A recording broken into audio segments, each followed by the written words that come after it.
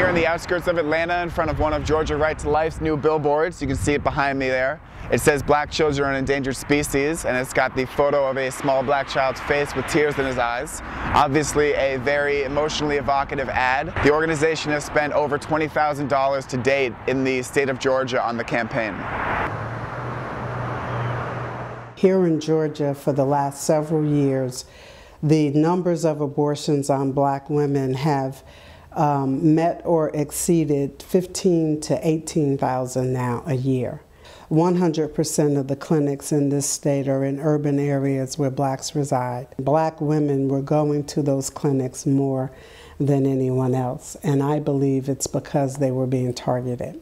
So it's a genocide just like Hitler, just like Rwanda, just like the KKK? Oh, absolutely. I mean, if you just look at the numbers, there's been more black babies aborted in America in the last 37 years than the KKK was able to kill in 144 years. Next, I drove 30 miles southwest to the city of Atlanta. My destination was the office of Loretta-Ross, who's one of the leading scholars of the racial politics of reproductive rights in the United States. When I first asked her what she thought of the billboards, if there was something fishy behind the placement of abortion clinics in black neighborhoods, she appeared to agree with Ms. Davis from the Georgia Pro-Life Group.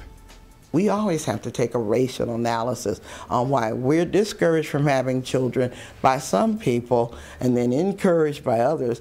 And I think that's where the Black Right to Lifers get some things right. They understand that there are social pressures to discourage black births. There's always an intersection of race and reproductive politics in this country. So I would suspect that we do share a suspicion of population control policies. We share a critique of the eugenics movement. We always don't necessarily assume that the medical profession has our best interests at heart. Notice Ms. Ross said the pro-life movement got some things right.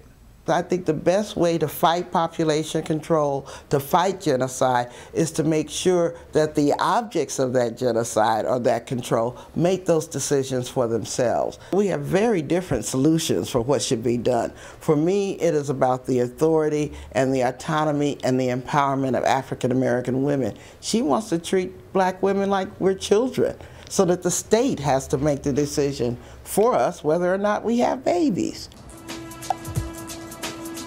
When you have young girls who choose to date a black man, young white girls dating a young black man, she gets pregnant. Should she be forced to terminate the life of her baby because the father is black? Because her parents are saying, you won't bring that little black so-and-so into my house? That happened here in Georgia. If there is a discriminatory motive behind the abortion industry, behind why this physician is performing the abortion, then he or she should be held accountable for that.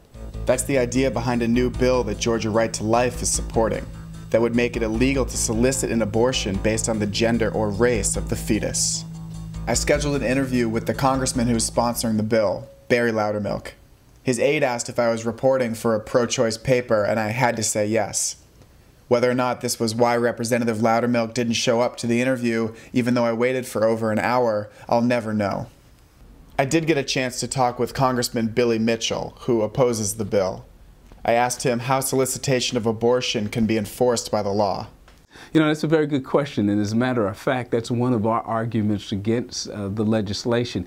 It's going to place those physicians in a very difficult situation who are not lawyers themselves. As a matter of fact, an aspect of the bill would place violations under the Racketeering Act. The onerous provisions of the bill would place physicians in a very difficult situation of breaking the law, but the added measures of being gangsters, if you will, for participating in this practice.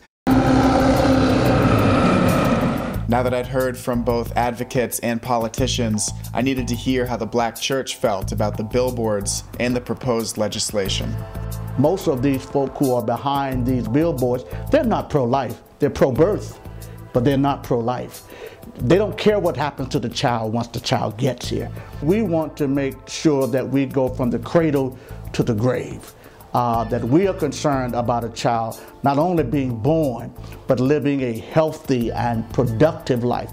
Clinics are placed where there's needs. I mean, you don't place a grocery store 20 miles from where people need food. There's a business model logic here, not a racial logic here.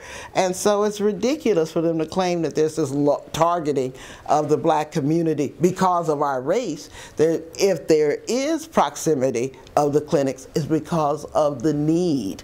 We have higher incidences of unplanned pregnancy.